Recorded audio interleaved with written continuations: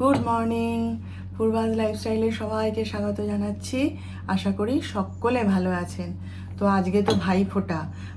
আমার সকল ভাইদের এই ভাইফোঁটার প্রীতি, শুভেচ্ছা আর ভালোবাসা জানাচ্ছি। আজকের দিনটা আপনাদের সবার ভালো কাটুক। তো যাই হোক, আমার তো ভাইফোঁটা নেই, সেই জন্যে ভাইফোঁটার কোনো সিন নেই আমার ঘরে। তো যাই হোক, এই যে পুজো করে উঠে এই যে চা খেলাম, একটুখানি খেয়ে বসেছি। আজকে কোনো রকম কোনো তাড়াহুড়ো কিচ্ছু নেই। কেন কি, ডাক্তার সাহেব আজকে বেড়াতে গেছে, মায়াপুর নবদ্বীপ বেড়াতে গেছে। তা আমাকে অনেক দিন ধরেই বলছিল, জানেন, কদিন ধরেই যে চলো মায়াপুর নবদ্বীপ ঘুরে আসি, কিন্তু আমি যাইনি। তার অনেকগুলো কারণ আছে। প্রথমত হচ্ছে, মায়াপুর নবদ্বীপ আমি দেখেছি, 2বার না 3বার গেছি। এক জায়গায় 10বার বেড়াতে যাওয়া আমার ভাল লাগে না, আমি সেই জন্যে যাইনি। আর হচ্ছে আমার তো খাওয়ার অসুবিধা, তাই না? আমাকে নিয়ে যাওয়া মানে এখন সে সঙ্গে খাবার দাবার আমাকে বেঁধে চেঁধে নিয়ে যেতে হবে কিছু, তারপরে ওখানে গিয়ে ওই এটা খাবো না ওটা খাবো না বেছে বুছে খেতে হবে, অনেক ঝামেলা। এই সব কারণে আমি বলি, না তুমি যাও, তোমার বন্ধুদের নিয়ে ঘুরে এসো, আমি পরে যাব আমি, আমাকে যেতে হবে একবার, কারণ আমার মানত আছে। সেই মানতের জন্যে আমাকে যেতে হবে, আমি পরে যাব, একটু পরে যাব। তো ওরা গাড়ি নিয়ে যায়নি, তো এমনি ট্রেনে করেই গেছে। তো সেই জন্য ভোরবেলা উঠে একদম চলে গেছে। তা আর সেই জন্যেই আজকে আর কোনো তাড়াহুড়ো কিচ্ছু নেই। এই মানে পুজো টুজো করলাম, ধীরে সুস্থে কাজ করেছি আজকে, একদম ঘর টর গুছিয়ে পুজো টুজো সেরে এই বসে একটুখানি চা খেলাম আর সুজি খেলাম।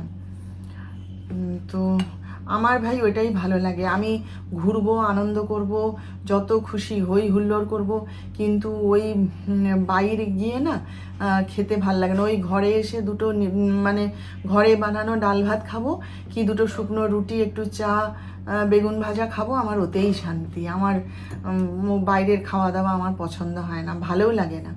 ওই যে বললাম সেদিনকে, আগে আগে খেতাম, এখন আর ওই যে ডাক্তার ডায়েট চার্ট দিয়ে দেওয়ার পর এখন আর খাই না।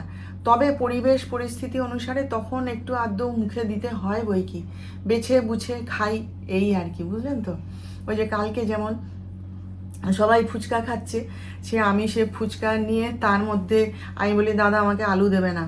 বলে, তাহলে কি দিয়ে দেবো দিদি? আমি বলি, ওই যে তোমার পেঁয়াজ, ছোলা, ওই সমস্ত রয়েছে, শশা, ওইগুলো তুমি এর মধ্যে দাও, দিয়ে একটু নুন দাও আর একটু লেবু দাও। তেঁতুল জলও আমি খাবো না, কারণ তেঁতুল জলে না ওই মেশায়, চিনি মেশায়। আমি বলি ওটাও খাবো না, বলে শুকনো খেয়েছি। ওরা সব খেলো যেমন খায় ফুচকা। আবার সেই পাপড়ি চাটগুলো দেখে খুব খেতে ইচ্ছে করছিল, বলে চল চল পূর্বার খিদে পেয়েছে রে। গিয়ে বললাম না কালকে, আমি সেই লোকটাকে বলি, আমি যেমন করে বলবো তুমি তেমন করে বানাও। বলে বলুন। আমি বলি চাটনিও দেবে না, দইও দেবে না, কিচ্ছু না, বলে বানালো, দিয়ে উপরে লেবুর রস চিপে দিল, লাস্টে একটুখানি দই নিয়েছিলাম, টক দই। তো আমাকে বলছে, দিদি এইভাবে যে পাপড়ি চাট বানানো যায়, কি খাওয়া যায়, আমি এই প্রথম দেখলাম। আমাকে অনিন্দিতা বলছে, ইস খাচ্ছ কি করে, এরমভাবে চাটনি না দিলে কি স্বাদ হয়? বলি হ্যাঁ হয়। তো আমার খাওয়া এই রকম, সেই জন্যে আমি যতটা সম্ভব বাইরে গিয়ে খাওয়া দাওয়া এড়িয়ে চলি, বুঝলেন তো? তো ওই যে লেমন গ্রাসে কালকে গেছিলাম, কিচ্ছু খাইনি, কিচ্ছু না। ওই একটা পনির একটু মানে বেছে বুছে ঝেড়ে ঝুড়ে আমাকে আমার বান্ধবী শিপ্রা বলছে, তুই এত মুছছিস, মুছে তাহলে ধুয়ে নে, ধুয়ে খা।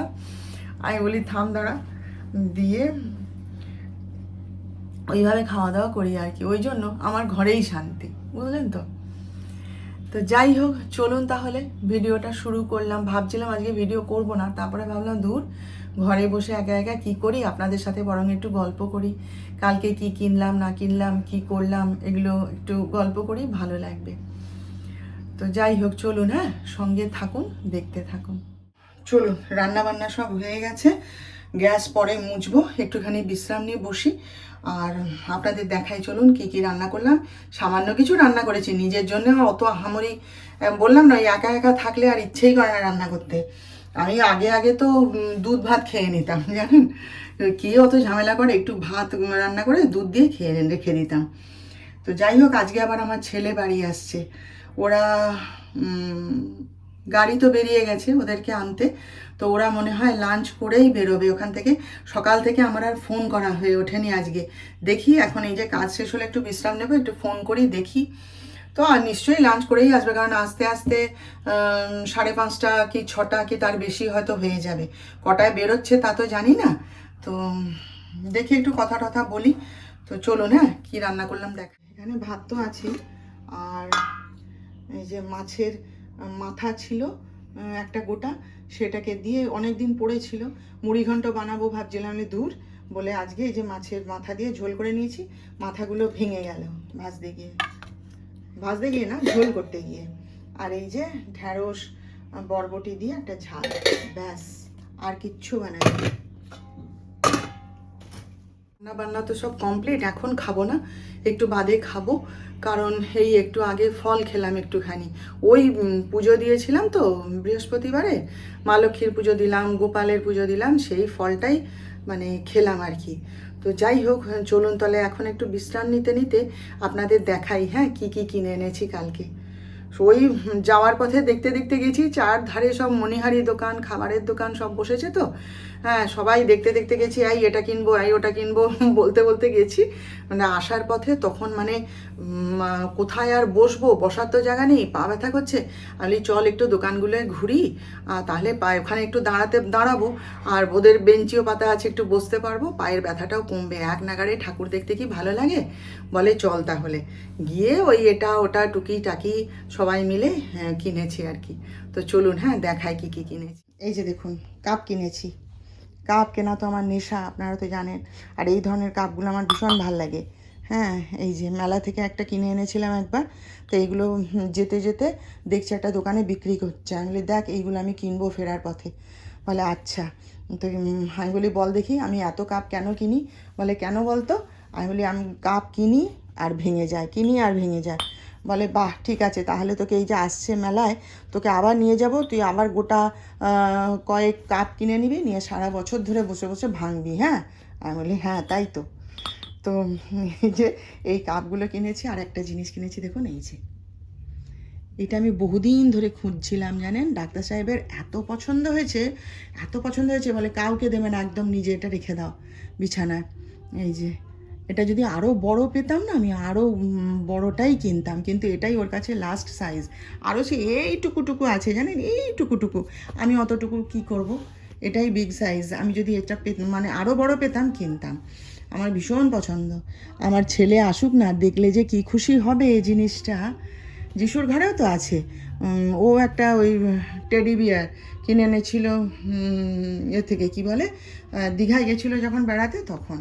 আর আমার ঘরে যে বড় টেডি বিয়ার আছে না, সেটা ময়লা হয়ে গেছে, সেটাকে ধুতে হবে, সাবান দিয়ে কাচতে হবে। ওটা আমার এক বান্ধবী আমাকে গিফট করেছিল, ও তখন নতুন শিখছিল, তখন আমাকে ওইটাও গিফট করেছিল।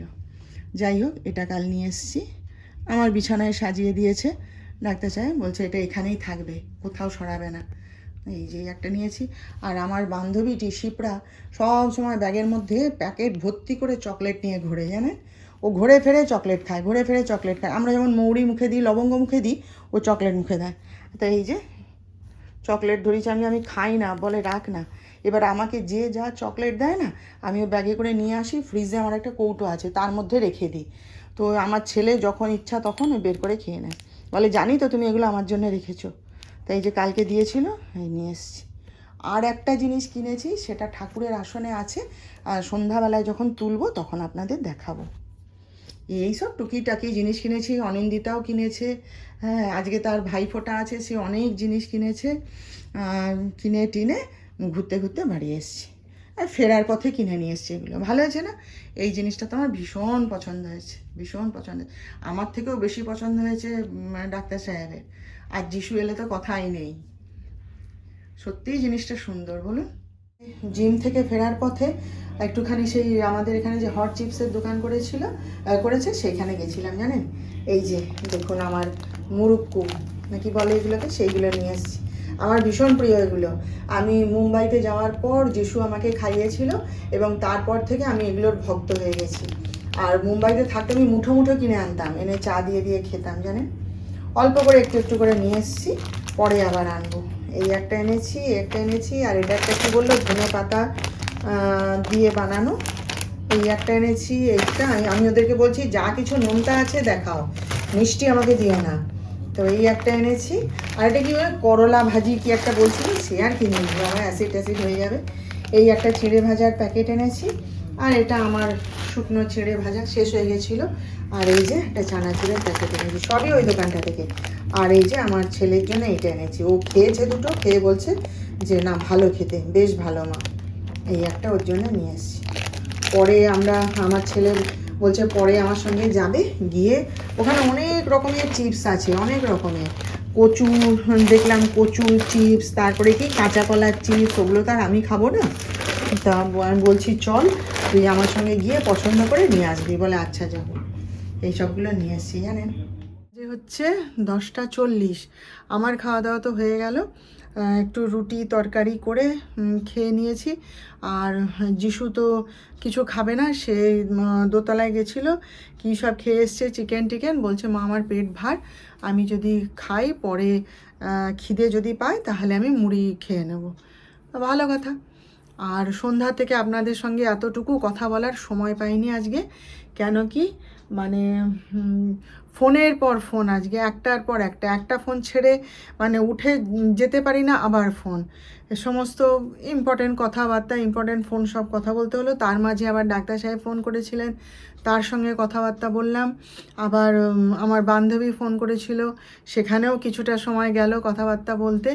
তারপরে এই ভিডিওটা আপলোডে বসালাম, সেটা নিয়ে না কপিরাইট দিয়ে দিয়েছে, বুঝতে পারছি না কেন দিয়েছে, মাথা খারাপ হয়ে গেছে যে কিসে কপিরাইট দিল। তারপরে তো যিশুর কাছে যিশু আসতে বললাম, যিশুকে বলতে তার কি হয়েছে অসুবিধাটা বলে দিল। এখনও মানে কি বলবো বলুন তো, একটার পর একটা মানে অভিজ্ঞতা অর্জন করছি আর কি, এখনও মানে শিখতে টাইম লাগছে। তাহলে এই হয়েছে, বলে হ্যাঁ তুমি ওইসব বাদ দাও, বলে আবার নতুন করে ভিডিও করলাম। সে মাথা খারাপের অবস্থা আজকে একদম। আর সত্যি বাবু এখন আমাকে অনেক কিছু শিখতে আমার বাকি আছে রে। তো হাসছে ছেলে। যাই হোক, হ্যাঁ এর মাঝে আবার যিশু এলো, তার সঙ্গে কথাবার্তা আলোচনা এইসব করে করে না আর যে মানে ক্যামেরা ধরে আপনাদের সঙ্গে কথাবার্তা বলবো সে সময় একদম পাইনি আজকে। তো যাই হোক, চলুন তাহলে আজকের মতন রাখছি। হ্যাঁ, আবার কালকে দেখা করব। আপনারা ভালো থাকবেন। আর আজকের ভিডিওটা ভালো লাগলে একটা লাইক, শেয়ার ও সাবস্ক্রাইব করে প্লিজ আমাকে জানিয়ে দেবেন।